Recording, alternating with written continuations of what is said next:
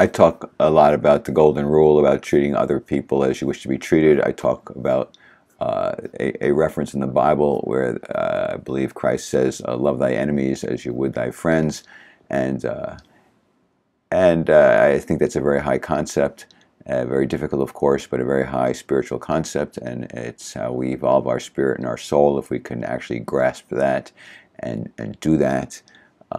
Love you one another. See the good in people despite how they're behaving.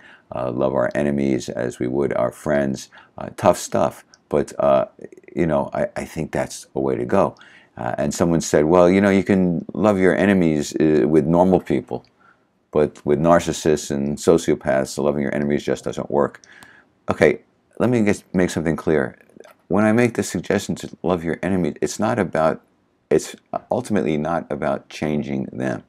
You don't love your enemies so that you hope that a narcissist or a sociopath or some sort of schizophrenic is going to like suddenly get it and be full of love and stop being hostile and toxic.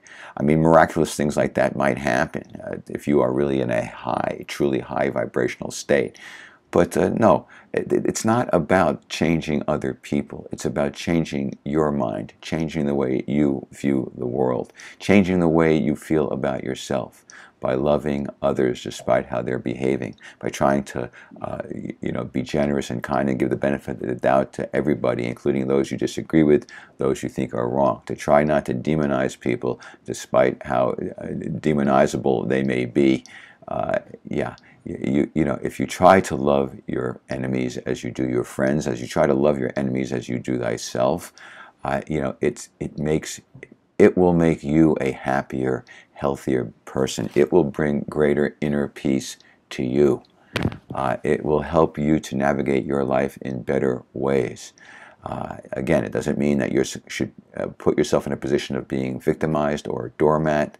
I don't advise hanging around with toxic, narcissistic, or sociopathic people, etc. But I'm saying, when I say love thy enemies, I'm not telling you that do that because it will change them and you'll live happily ever after. I'm telling you that because it will bring peace to your own mind. If you wanted to, it can elevate your spirit. If you wanted to.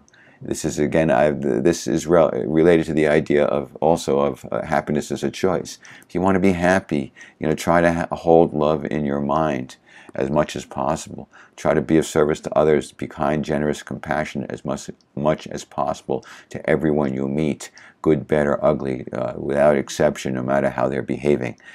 It will help you.